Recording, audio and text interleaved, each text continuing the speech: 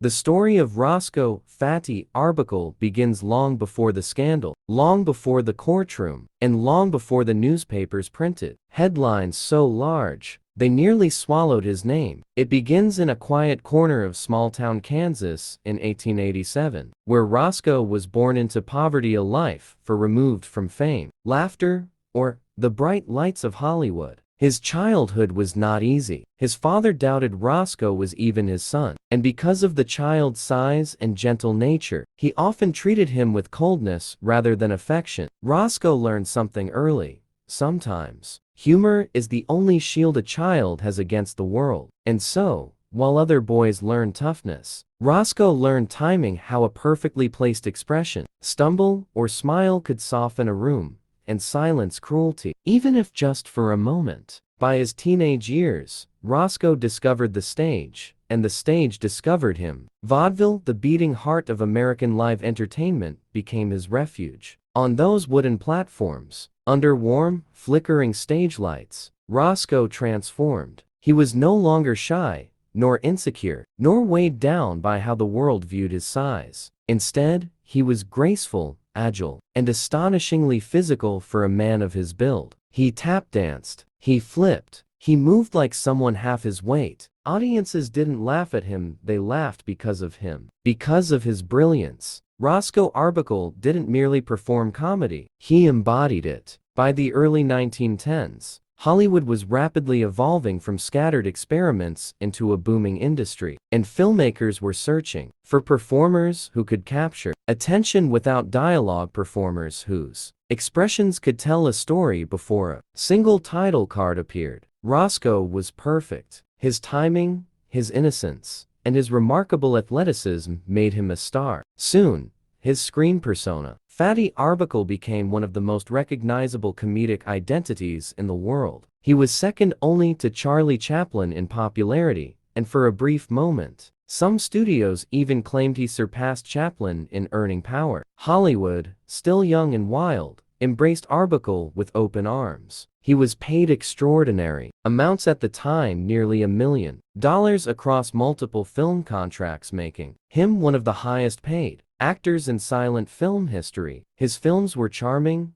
chaotic, warm, and filled with imaginative humor. He didn't rely solely on slapstick. He brought tenderness and innocence to comedy that audiences adored. Children loved him, adults loved him, and Hollywood executives trusted him so deeply that by 1919, his fame allowed him to direct and mentor rising talent, including a young actor named Buster Keaton, who would later become one of cinema's most iconic figures. For a moment, Roscoe Arbuckle stood on top of the world. And then came Labor Day weekend, 1921. San Francisco was alive with celebration. The Palace Hotel, elegant, glittering, and bustling with wealthy guests, was the kind of place where laughter echoed off marble pillars and champagne never stopped flowing. Arbuckle, exhausted from months of filming, traveled there with friends for a short break. What happened next would become one of the most explosive scandals Hollywood had ever seen. Among the attendees was a young actress named Virginia Rappe, ambitious, attractive,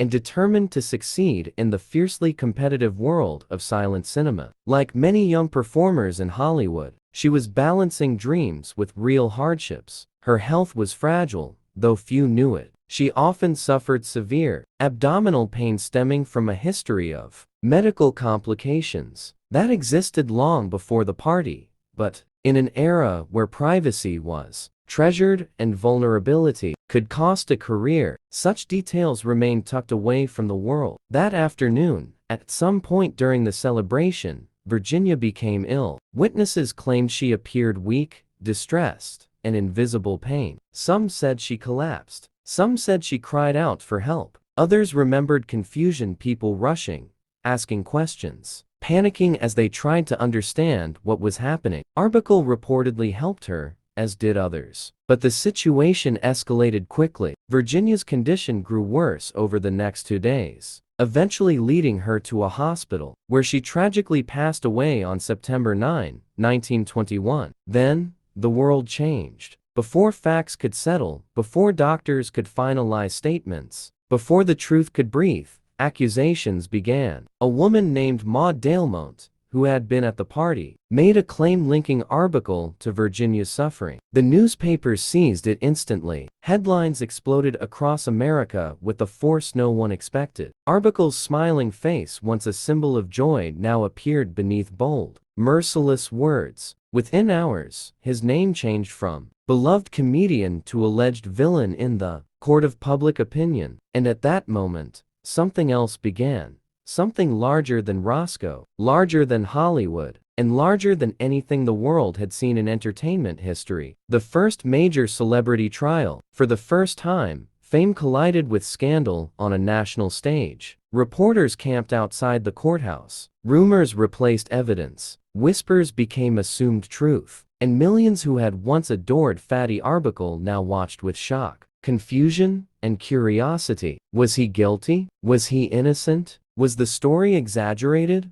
Or was there more no one was saying? Soon, every cafe conversation, every radio broadcast, every newspaper column echoed the same phrase. What really happened in that hotel room? Roscoe Arbuckle, once cherished, respected, and envied, now stood not as an entertainer, but as a man fighting for his freedom, his reputation, and his entire legacy. And as the courtroom doors opened for the first trial, the world sat on the edge of its seat, waiting not just for a verdict, but for answers. Answers that, more than a century later, are still debated. The scandal that began in that hotel room would reshape Hollywood forever. It would set standards, introduce censorship, trigger moral reform, and destroy careers before guilt or innocence could ever be proven. It would turn fans into critics, studios into battlegrounds, and headlines into weapons. But before judgment, before consequences, before the collapse of an empire, there was still hope. Because Roscoe Arbuckle believed in one thing, that truth could still be louder than rumor. And so began the trials,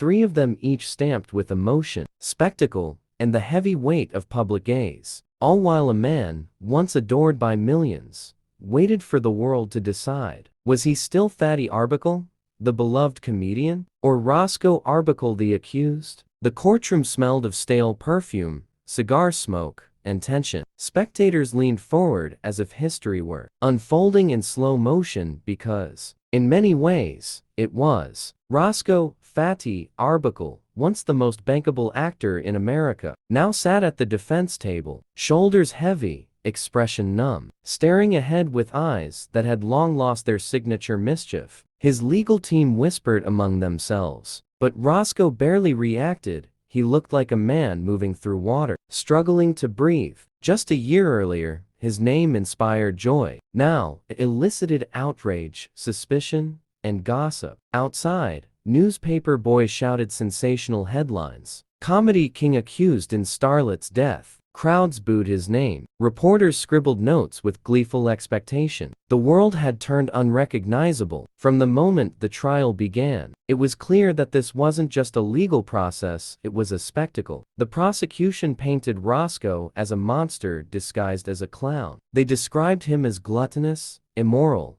and dangerously indulgent. It didn't matter whether these claims were true. What mattered was how they sounded in a room already poisoned with public resentment. Witnesses were paraded forward, many of whom had been at the ill-fated Labor Day Hollywood party, yet their stories contradicted each other. Some swore the atmosphere had been tame and harmless. Others insisted it had been wild, debauched, and chaotic. Each retelling widened the divide between truth and myth. At the center of it all remained the mystery. What had truly happened to Virginia Rappe? To the public, she was no longer a struggling actress, searching for her big break. She had become the fallen starlet, the ghostly figure whose final moments were retold in whispers and exaggerated by rumor. Her tragic death had left questions with no easy answers. But in the courtroom, she was spoken of, not as a person, but as a symbol: fragility, purity, victimhood. Her silence made it impossible to defend herself or clarify anything. Others spoke for her, and many did so loudly, emotionally, and inconsistently. The prosecution's star witness was Maud Dalemont, a woman with a history of questionable credibility and involvement in scandals. but to the newspapers, she was the voice of moral outrage. She testified dramatically, insisting Roscoe Arbuckle had assaulted Virginia. Her voice cracked. Her eyes widened,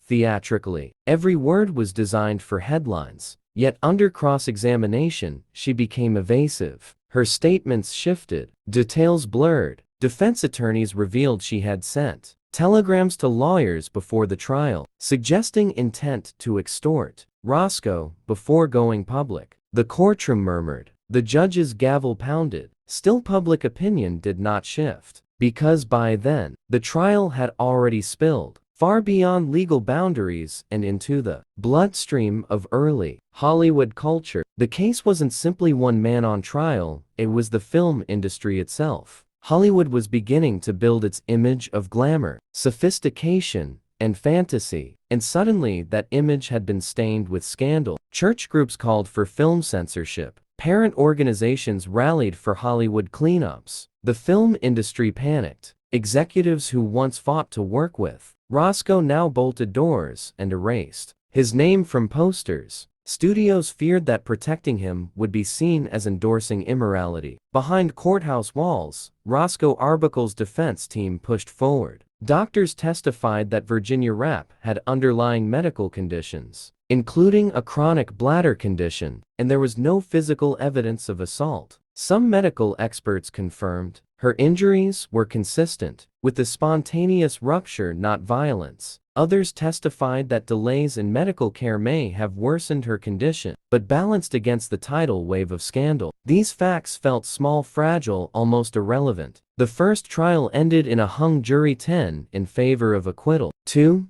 insisting guilt. They argued late into the night, but those two held firm. The case ignited again. The second trial was equally chaotic. Reporters continued publishing stories, many exaggerated or fabricated. Roscoe's smile, once beloved on movie screens, was now printed alongside headlines, dripping with accusation. His weight, once part of his beloved comedy persona, became a point of mockery and disgust. People looked at him and didn't see talent or humanity. They saw a caricature of excess. But in that second trial, something shifted. A few witnesses changed or softened their statements. The defense presented clearer medical analysis. The chaos of the first trial dissipated, replaced by cautious doubt. The jury deliberated and again reached no unanimous decision. Another hung jury. The public grew restless. By the time the third trial began, fatigue hung over the courtroom like smoke. The scandal had dragged on for months. Hollywood careers had been halted. New censorship offices had been proposed. The industry's image had changed forever. But something else had changed too. Roscoe's legal team finally found momentum. His defense attorney,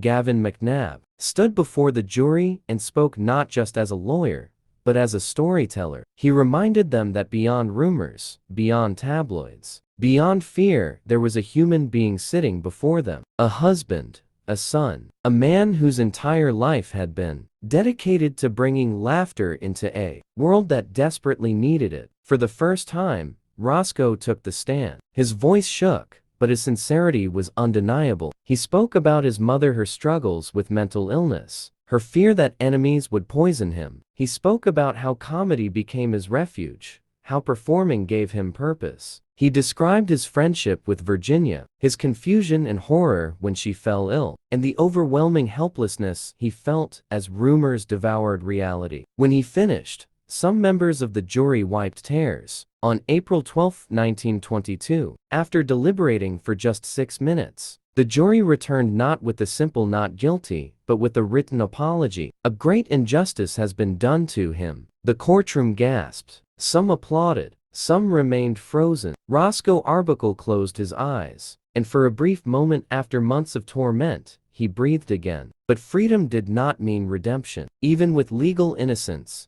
public forgiveness never came. Executives refused to rehire him. His films were pulled from theaters, posters shredded, reels shelved. His reputation had become radioactive, untouchable. Hollywood, terrified of controversy, sacrificed him to protect itself. So Roscoe Arbuckle faded not through scandal alone, but through rejection. He attempted a comeback under a pseudonym, William Goodrich, directing films in silence, hidden behind a mask not worn for performance, but survival. People whispered whenever his name resurfaced. Some pitied him, others gloated. A few former friends visited, many did not. Fame had boundaries, loyalty, apparently, did not. Yet through it all, Roscoe remained gentle, humorous, generous.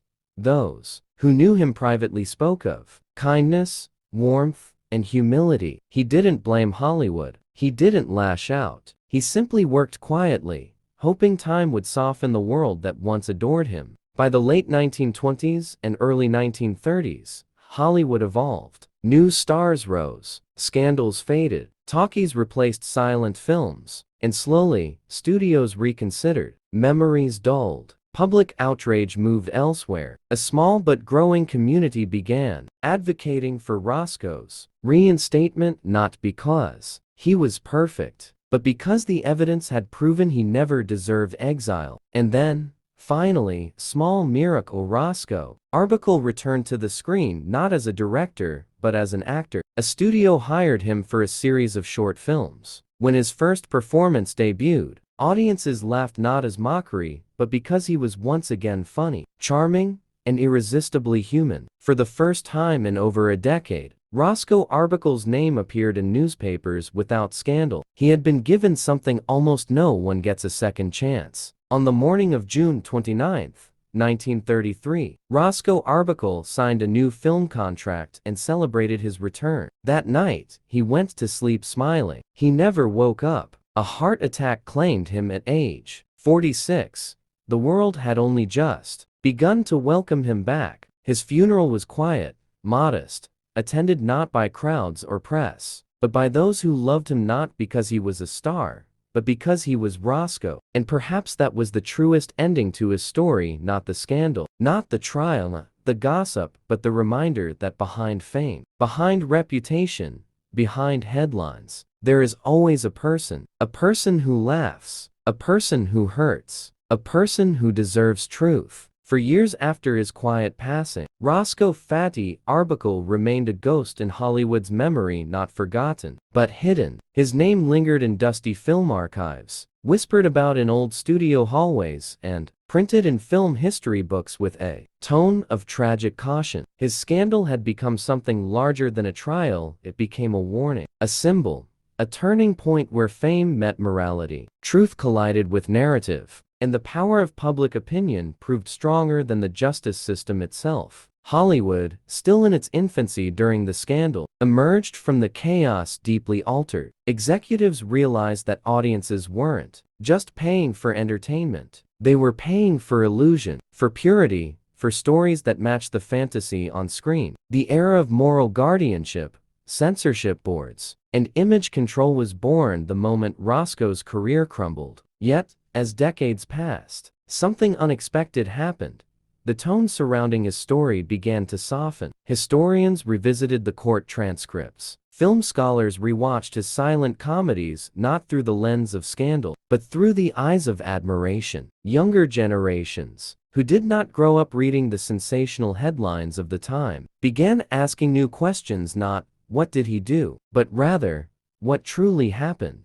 And why was he condemned so completely?" And in that silence, truth found space. As the film industry matured, as time washed away the immediate emotional reaction, people began recognizing Roscoe Arbuckle not just as the tragic figure wrapped in controversy, but as a pioneer, a creative force, a gentle soul who shaped comedy in ways many never realized. Without Roscoe, there may never have been Buster Keaton. Arbuckle discovered him, nurtured him, and gave him his first chance. Charlie Chaplin once admired Roscoe's comedic timing long before the world crowned Chaplin the king of silent comedy. Even directors like Orson Welles and Frank Capra admired Arbuckle's storytelling rhythm and physical artistry. Roscoe's work pioneered the comedic template where emotion and slapstick blended, not just jokes for laughter's sake, but comedy that made audiences feel something. His fall had overshadowed all of that, but his legacy was always waiting. Still, For many fans, the pain of what happened to Roscoe was not only in the accusation, the trial, or the societal backlash, but in the fact that a man who built his life entertaining millions died before he saw his name restored. His forced disappearance from Hollywood marked one of the earliest examples of a celebrity being destroyed not by facts but by narrative. Even today, nearly a century later, Roscoe Arbuckle's story feels eerily modern, because the world he lived in, one filled with quick judgments, sensational headlines, and the rush to condemn, still exists. Only now it's amplified by social media. Public perception can shift in minutes. A rumor can destroy a life before truth has time to stand up. Arbuckle's tragedy serves as a reminder that fame does not protect people, it exposes them. But beyond the tragedy, there is something else, something soft, unexpected, and deeply human. There are those who still watch his films today and laugh, truly laugh, not because they pity him, not because they see a fallen icon, but because, in those moments, he is exactly what he always intended to be: funny, warm, joyful, and complicated. And that is perhaps the most profound form of justice. In recent years, Roscoe's name has gradually returned to film festivals, historic retrospectives, and academic studies. Silent film enthusiasts have begun restoring his lost work, frame by frame, like archaeologists carefully unearthing a forgotten treasure. Archivists speak of his films the way art historians speak of Renaissance paintings, with reverence, gratitude, and awe. Museums now display stills from his early performances. Curators speak of his improvisational genius. Film students study his timing, how he transformed physical comedy into movement that felt effortless, poetic, and unforgettable. And slowly, almost tenderly, the narrative has changed. Where once people spoke of scandal, now they speak of sorrow. Where there was accusation, now there is empathy. Where there was silence, now there is belonging.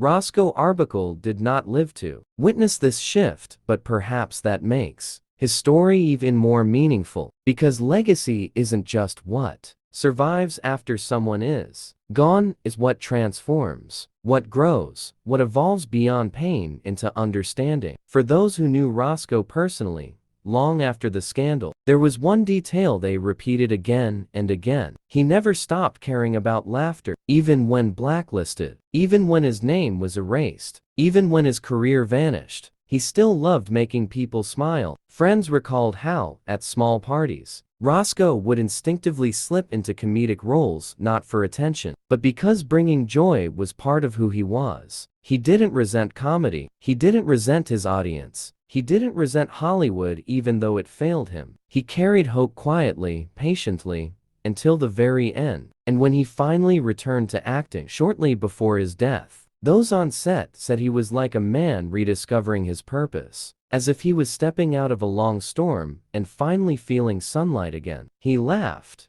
he joked, he performed, he was home. That is how they remember him, not in a courtroom, not in newspaper headlines, not in scandal, but smiling under stage lights. As we close his story, it becomes clear that Roscoe Arbuckle's life was not defined by the accusations made against him. It wasn't defined by the trial, the controversy, or the silence that followed. His life was defined by what came before and after: the innocence of a boy growing up too fast, the joy he poured into comedy, the kindness he offered freely, the resilience he showed when the world turned against him, and the quiet dignity he carried long after the applause faded. In the end, Roscoe Arbuckle became more than a fallen star. He became a reminder that stories have power, that reputations can be crushed more easily than rebuilt, that public outrage can become injustice, that laughter and tragedy can exist in the same heart, and that every human life,